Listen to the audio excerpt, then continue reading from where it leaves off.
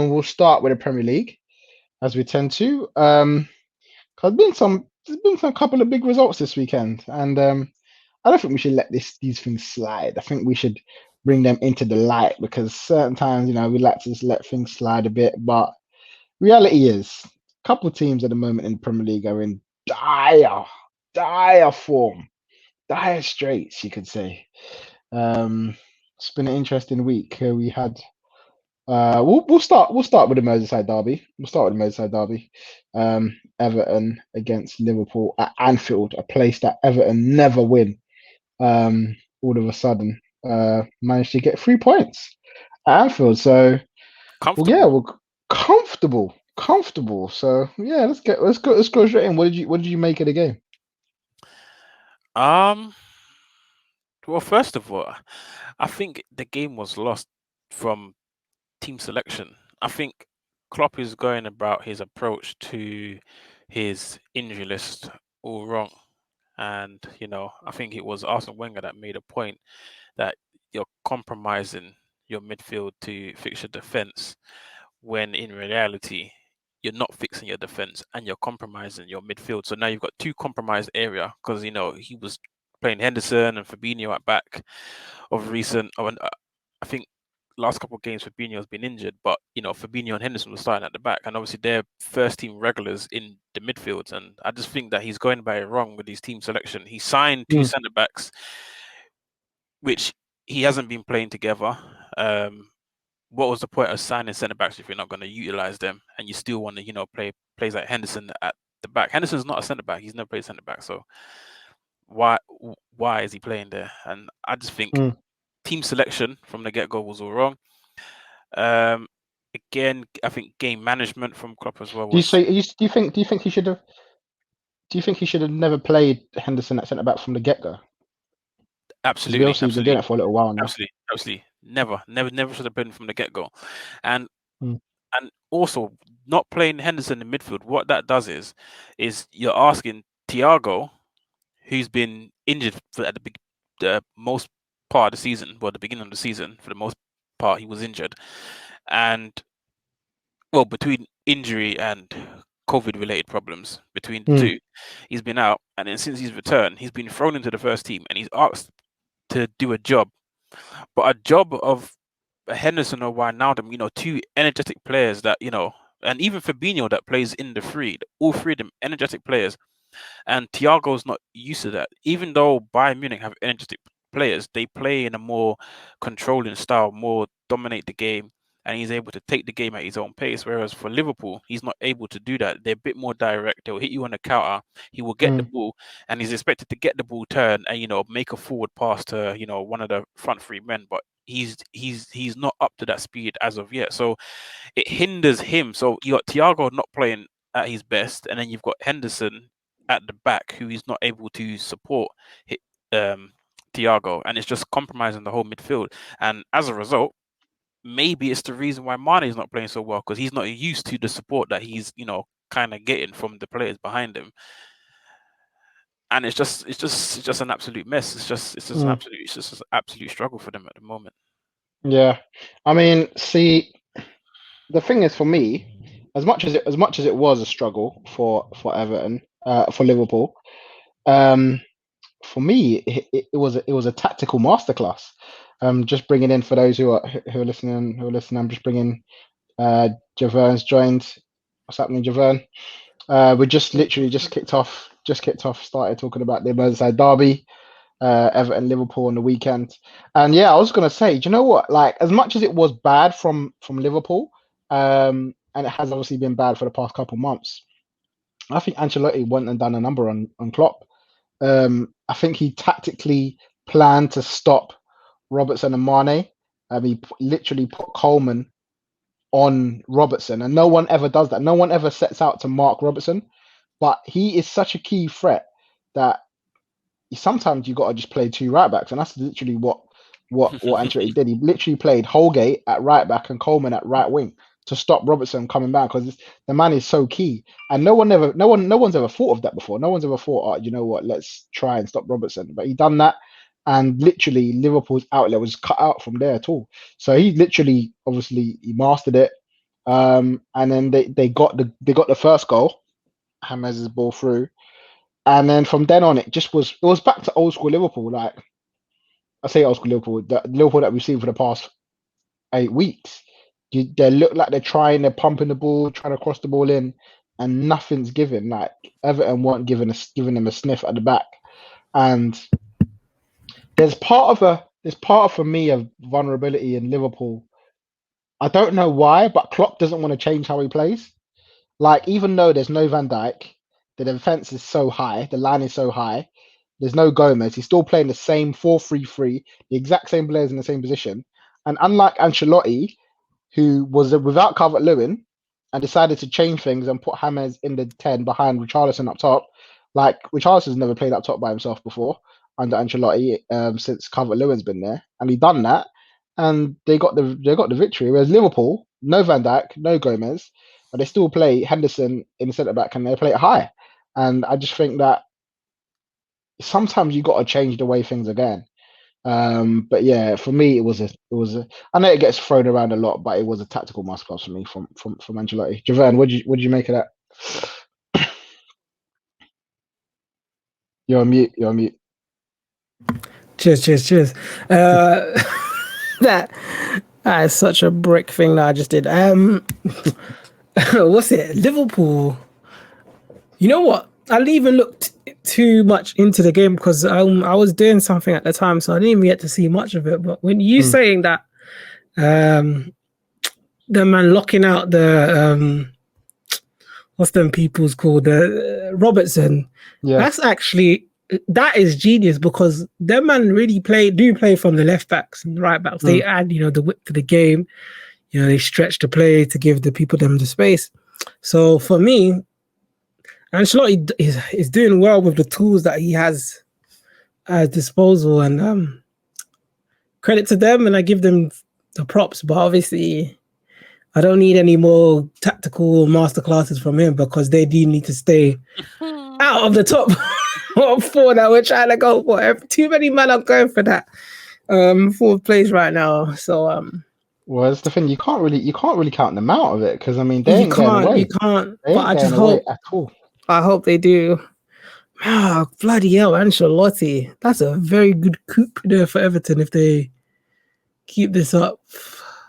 There's a little graph I found earlier on, and golly, bloody hell, West Ham should be second. This is the Premier League since Christmas Day. So as soon as Christmas Day finished, Boxing Day kicked in. What was the last game? What was the last game of this? Literally the last game week. What do you mean? Yeah, literally just from the last game week, from Christmas Day till yesterday. So small.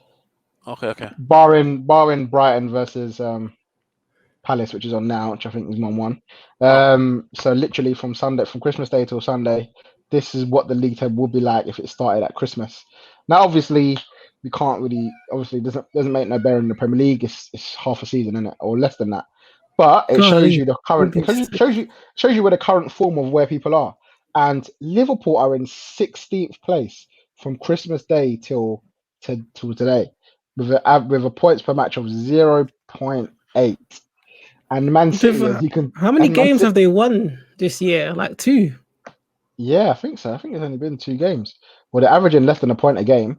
And City, as you can see, and I'm sure as we all know, they're averaging 3 points a game because they've won every single game. So they are clear. They are clear at the top. But the interesting one for Liverpool as well was that it goals is 0.8 goals per match and 1.4 goals against.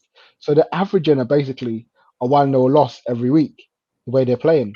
Like in terms of goals being scored and goals conceded. Like this is mad. This is literally relegation form.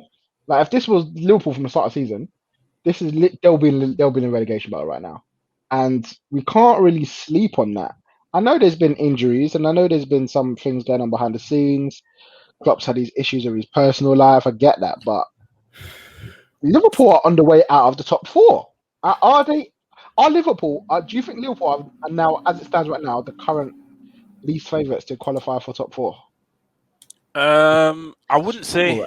I wouldn't say least favorites. It depends who you put into that pot, because some people are still putting Spurs and Arsenal in that mix, and I think that Spurs and Arsenal are even less of favourites than Liverpool at the moment. Like I think Arsenal and Spurs have zero chance of making the top four, whereas I still think Liverpool. Nah, man, Arsenal and Spurs ain't got a chance, man. Yeah, they ain't got a chance. But I've heard people say that they're still in the race for top four. They can still make it. They just got tweak a couple of things, turn a couple of things around. Next couple of weeks will make or break. For me personally, I can't see it. I still think Liverpool have a chance of top four. If I think they can really make a push. But what will really persuade me, what will change my mind, or at least make it certain in my head whether they'll make it or not, is after next game week. Because next game week, pretty much everyone's got like a double game week. Like everyone's got like 2 games in the so-called next game week. And Liverpool, they've got Sheffield United first, and then they're playing Chelsea. So after those next 2 fixtures over the weekend, and like Tuesday, the next few days, we will see where they are after playing Sheffield and Chelsea, and then I can say, you know what, it ain't happening. Like if they draw to Sheffield and lose to Chelsea, like that's it, it's done. It's over. But if they go out there and beat them both, I think Liverpool got a top 4, but it's after those next 2 games we will really see where they're at. But it's not looking good at the moment. It's looking real bleak. Damn. Yeah, I'm gonna show. So this is where we're currently at in the league table. So yeah, it's. I mean, as it stands, they're 5 points off West Ham. As you said, 3 points off Chelsea, and they're level on points with Everton, and Everton got a game in hand. So really and truly, they're 7th place. And like, I still think Liverpool can finish in the top 4, but I literally think Leicester, Chelsea, Liverpool, and I'm kind of ruling out West Ham, but they're there, innit? Like they're literally there in 4th place. You got to respect David Moyes. And their form is mad, you can't really. Their form is mad. Mad. Oh, don't worry, they will fall off, man. They ain't staying up there. Listen, I'm telling you guys from now, all this respect Moyes, all of this. Stop it now, because he is not finishing the top 4. It's not happening. It's not happening. Javern, if the season gets called off right now, COVID season done. But it's not because then there'll be an outroar, because last season, when everyone said that the season should be null and void and done, and all of that, they said, no, we'll wait. So this will happen. They're not going to shut it down tomorrow. We'll wait. Golly, 25 games played. There's only about that's why you can't. There's only about 18 games left. That's what I'm saying. Not even that much, bro. It's 13. It's 13. Yeah, that's what I'm saying. So you can't say they're gonna fall off. There's a handful of games. Listen, they're going to lose 3 to 5 games before the season is done. Out of those 13 games, 3 to 5 of them are being lost, which means they're not in that top 4. Fuck. But even if they don't, you still got to respect Moyes. He's done an outstanding job. No. Yes. Respect. But he's not finishing the top 4. It's not happening. It's not happening. It's not happening. It's not. Listen, I had these people to be the first to go down. How are they the first to go into the Champions League? What is going on? They're on form, and like they went exactly, and they will fall off. People thought this was going to be it. They're going to play Spurs. Spurs will knock them off their perch, and they'll be back to normal. They pumped up Spurs. Jay Lings pumped up Spurs. New signing, Jay Lings, pumped up Spurs. It's a loan, no? It's a loan, yeah. But they play. Obviously, they're playing Man City next week, and that's obviously going to be a big game. But even then, that's going to be a loss. No, that's a loss. That's a loss. But even then, Chelsea play Man United. It's Chelsea Man United next week. So if Man United beat Chelsea, Chelsea got Man United and then Liverpool. Exactly. So you could argue that even though they got Man City, West Ham could still be 4th in a couple of weeks. It's so true, And then when you get into March and you start to think, listen, I know what the West Ham players will start to believe. I was like, you know what? If Leicester can do it, why can't we do it? Nah, stop it, bro. If the top 4 ends like this, bruv, that's it. I'm gone, bruv. I'm going to Germany. I'm watching Bundesliga. I think Liverpool can make it, but they need to change their form like today. Yeah, They they need to change their form because if they're going on how they're going on, sorry, bro, but it's Europa League team next year, if that. So I think they can, but it needs to now. Like you need to now go and beat. Who was it? They're playing Sheffield United. Go beat them 3-4-0. Change that.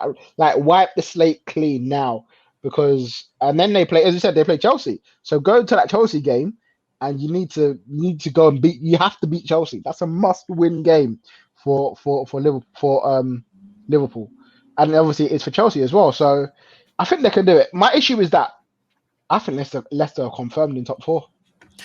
Whoa! I'll say after the next two games, if they win their next two games, because obviously Chelsea are playing Man United first.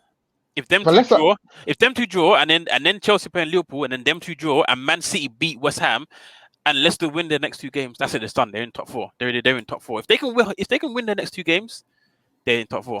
They're in top four. I'm calling it. They're gonna finish top four. I'm calling it from now. From today, from what they're in February the 22nd, Leicester will finish in the top four. Brendan Bottle job will be no more, and Leicester will be playing Champions League football. And Liverpool, Chelsea, West Ham, and Everton will battle for fourth place.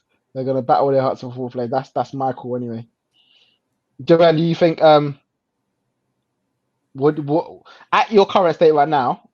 Do you think Chelsea will finish in top four?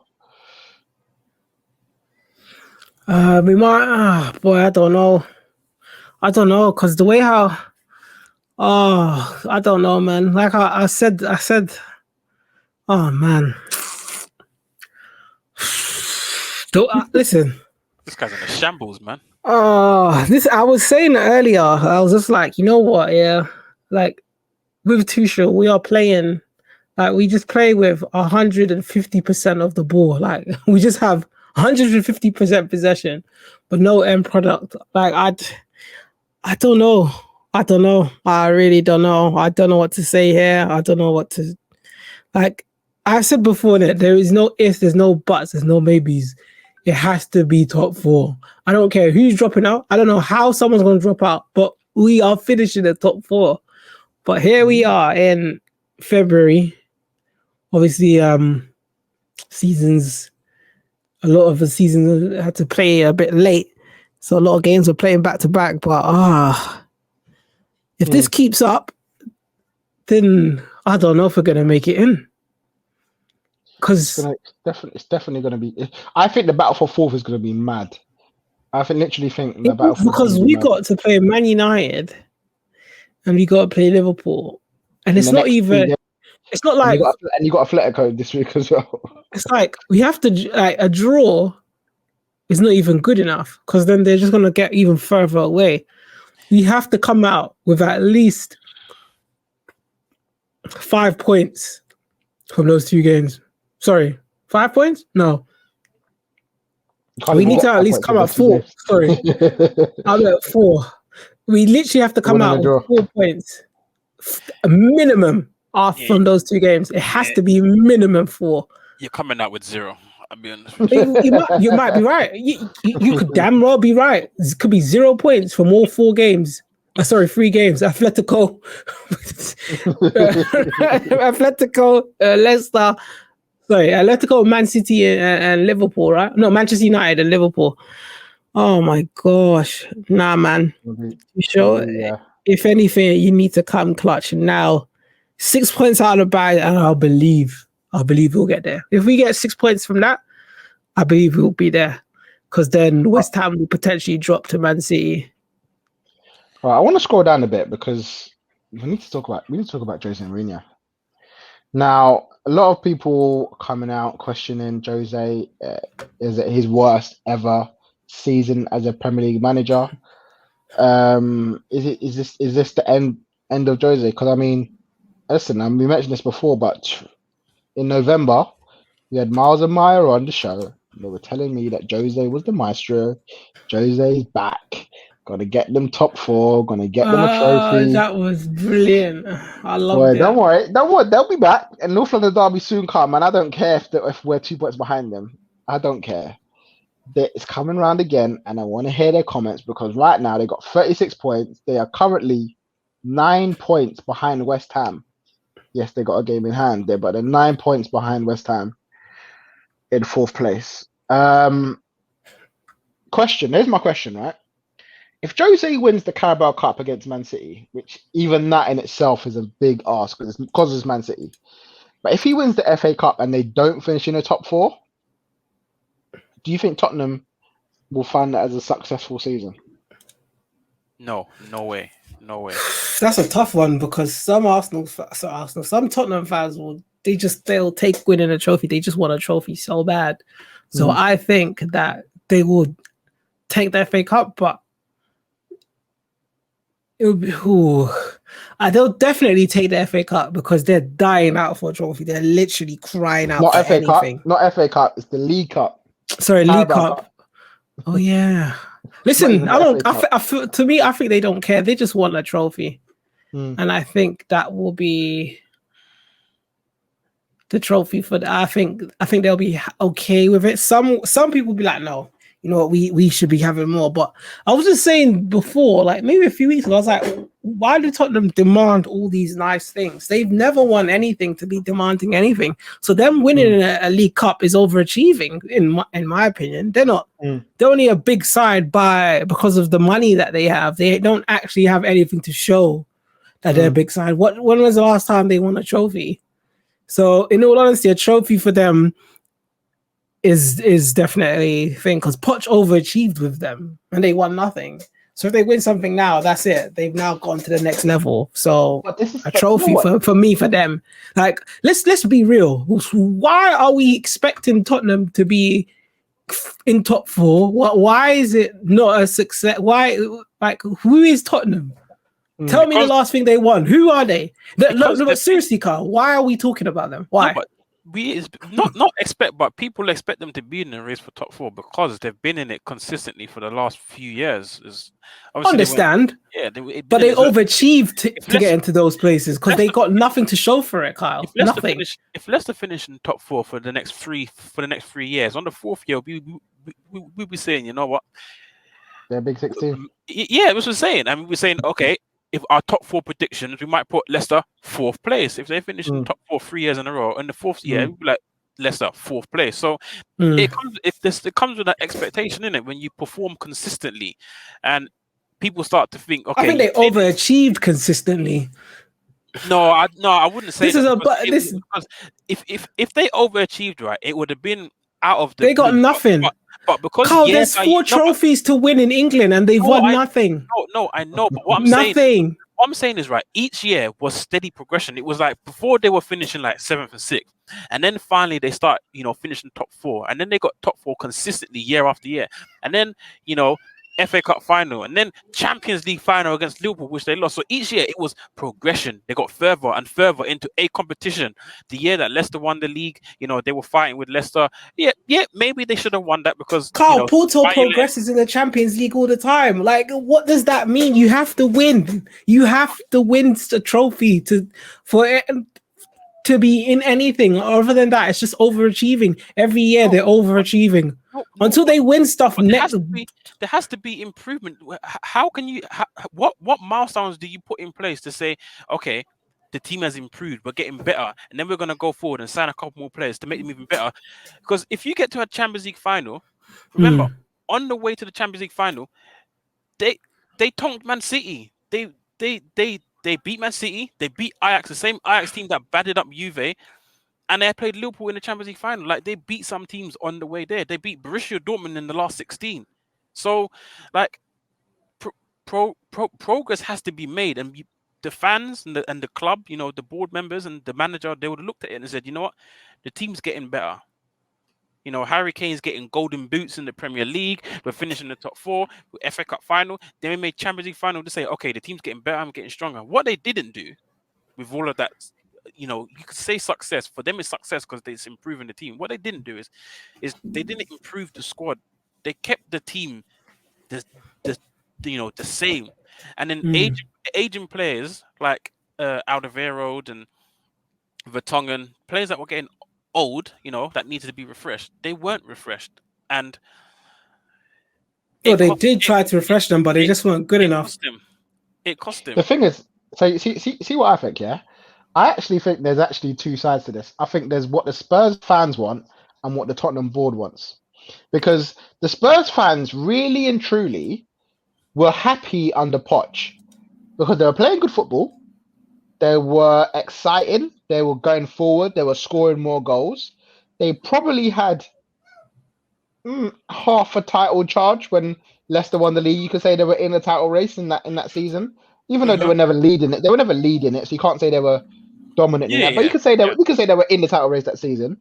Obviously, Champions League final in Poch's last full season, and they're playing good football. Obviously, getting the best out of Dele Alli, Harry Kane, Son, and they were looking good defensively when Alderweireld and Vertonghen were at their best. They had a good unit there. You could probably arguably say that the middle was lacking after Moussa Dembele left. When they had Dembele, though, it was a good unit and just maybe didn't have the others around him. But then when he left, I think there was a bit of a hole that Poch didn't really fill, and that maybe was their downfall in the Champions League final. Didn't dominate the ball in the middle of the park. Now, you see, I think Daniel Levy, although yes, would like to get him back into the top 4, I think he wants a trophy. Now, Poch always said he was always looking bigger than the FA Cup and the League Cup. You could argue he didn't have the right to say that because they haven't won anything. But he always, if you look at the way he talks in his interviews, he always said he wants to go for the Champions League or the Premier League or get in the top 4 rather than going for the other trophies. Whereas Jose, as we know, loves to go for the top 4, like and a trophy. Like just Jose, that's Jose. If you want to get Jose to do something for you, let's go for top 4 and win a trophy. That's what he will bring. That's what his resume has always said. The problem is, you ain't going to be playing the best football. Jose is going to get you playing the dire football, the sit back, defend, and counter attack. That's Jose. That's been Jose. Chelsea, Man United, Inter, Porto. He probably had a little bit of luxury with the players he had at Real Madrid. But you know what I mean? Jose's been known to be pragmatic, but he gets results. That's what we were told. He gets results. Now, obviously, the problem is when you don't get the results, then it's horrible because you got no results, you got dire football, and you may not get a trophy and you may not get top 4. Now, that combination makes it look horrible. But if they end with a trophy, I genuinely think if they beat Man City and win the League Cup or somehow win the FA Cup, then I think Daniel Levy say, you know what, job done in the first year, go again in the second year.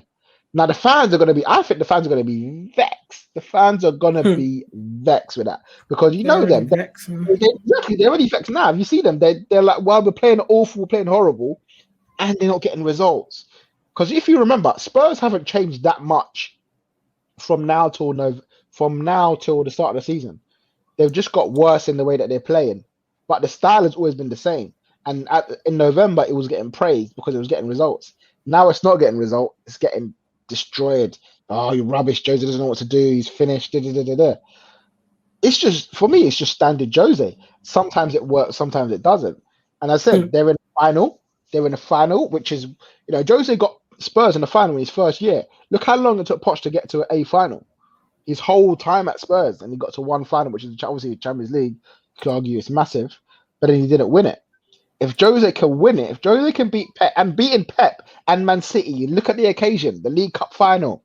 We're hearing today that it may be the first game back that we get fans in the stadium again. Genuinely, I don't know how the Spurs fans will feel because obviously they're going to be happy they won a trophy, but they'll be vexed at the football. But tell you what, Levy's going to be happy. Levy's going to be happy. It's a trophy. It's a trophy, man. And I think I genuinely think he was brought in to win trophies and just trying to get Spurs back. But in the process, it may do them harm. It may do them harm in the long term.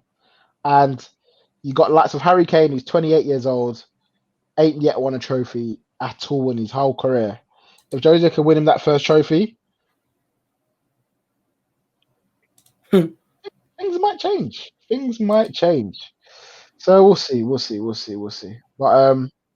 be an interesting battle. Obviously, at the moment they're struggling down there with Arsenal, who, as we've already established, are having a terrible season themselves. And Man City are running away with it. So we'll discuss that in more detail as we go further on. But yeah, at the moment, if I was a Spurs fan, sit back and enjoy the ride. It ain't gonna be pretty. Ain't gonna be at all.